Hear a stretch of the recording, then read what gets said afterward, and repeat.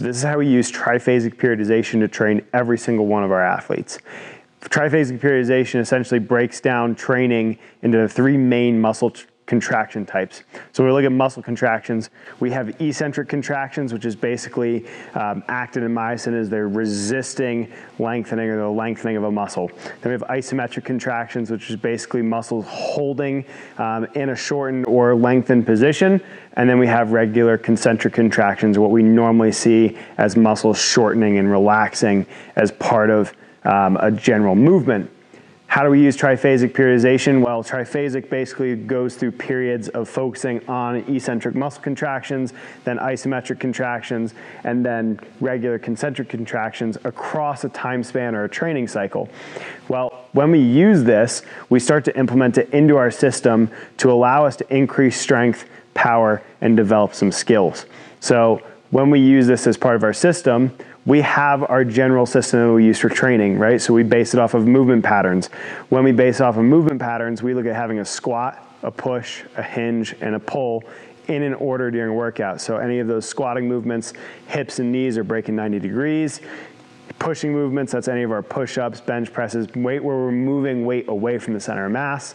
Hinging, so breaking at the hips and a little bit less knee flexion, right? Those are our deadlifts, our RDLs, stuff like that.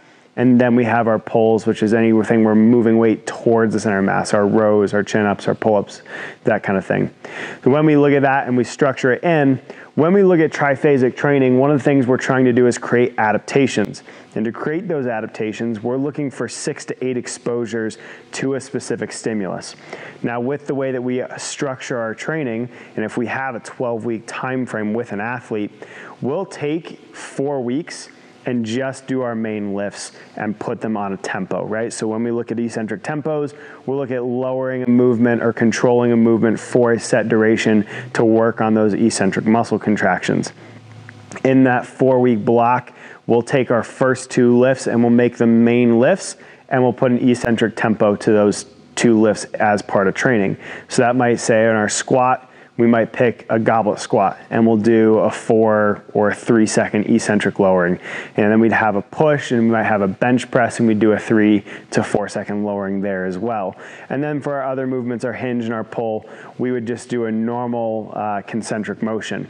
Okay, across 4 weeks, we would be able to then shift, because then when we look at our structure, the next workout, our push comes up to the top, our hinge moves up to a main lift time.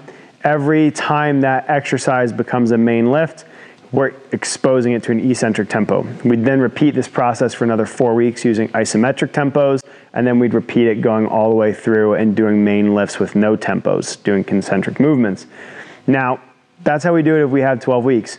A lot of times we don't get afforded that though. So when we start to look at doing this in a shortened time frame, let's just say we have 6 weeks, what we then end up doing to create that 6 to 8 exposures to a specific stimulus is we tempo everything.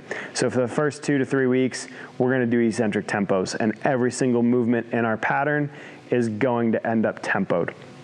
That way, as we go through each exercise, each time we hit a hinge in each workout, we're going to create over 2 weeks, we're going to create 8 stimulus or 8 checkpoints where we hit an exposure to each type of contraction, right? So we'll do 2 weeks of eccentrics, 2 weeks of isometrics, and then go back to concentrics for 2 weeks.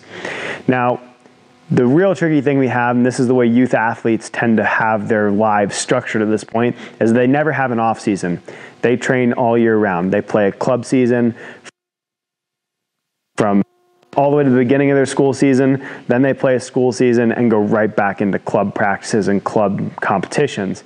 What this ends up doing to our training is that we have to build this in to our normal training while we still build power outputs, while we still build any kind of hypertrophy that we need to build, and any kind of power outputs or speed.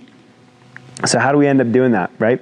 The reason we use triphasic is because it helps build some really specific muscle qualities, especially when it comes to braking forces and accelerative forces. So being able to develop tendon qualities that have a little bit more of a stiffness to them, and they're able to handle more load. That way when we're on field, on court, on the mat, whatever it is that you're participating in, we have some of those tendon qualities available to us. How do we build this into our general year cycle? We take our most important competition and we work back 12 weeks. So that first movement that we do as part of our rotation, so if it's our pushes first, and then our hinge, and then our pull, and then our squat, right? Well, that first might be a bench press or throw if we have a Smith machine, or it might be some band-assisted plyo push-up, something explosive. We're gonna make it explosive right off the bat.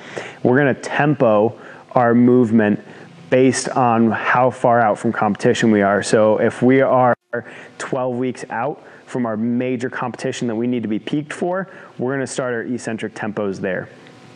4 weeks, we'll get at least 4 exposures to an eccentric tempo for that exercise, all right?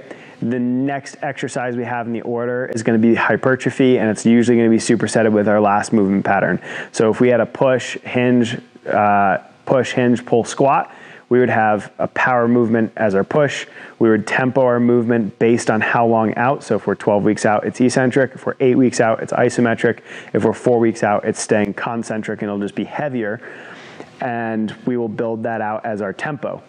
The next 2 movements will be supersetted as hypertrophy. So if we had a pull and a squat, those are gonna be hypertrophy movements to help build up some of that muscle mass and keep some robust nature. And we'll periodize this throughout a year.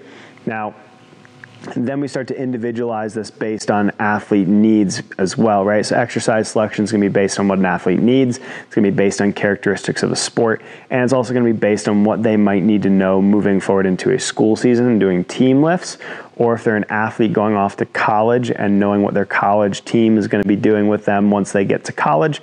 Or if they're a middle school or elementary school athlete and knowing that they're going to a high school or middle school where they're going to be strength training, basing what we periodize that skill into to be able to do lifts safely with a team, okay? So when we look at that triphasic periodization, as we build this into our system, we're able to then take athletes and build these qualities over time. And especially with that triphasic periodization, what we end up seeing is that the stronger we can make the eccentric aspects of movement, then the stronger we make isometric movements, and this be able to create isometric forces, and then be able to translate that back into our concentric actions. That is our stretch shortening cycle. So all of our jumps, sprints, bounds, all of our reactive work is all based on that stretch shortening cycle. Once we're able to build a more robust amount of forces that we can handle eccentrically, isometrically, and then concentrically, we're gonna be able to then apply that in a really fast rate. That's when we start introducing our plyometrics and being able to increase the intensity of our plyometrics as part of building into a really robust skill set for an athlete. And the more that we utilize this, the better we see it as results.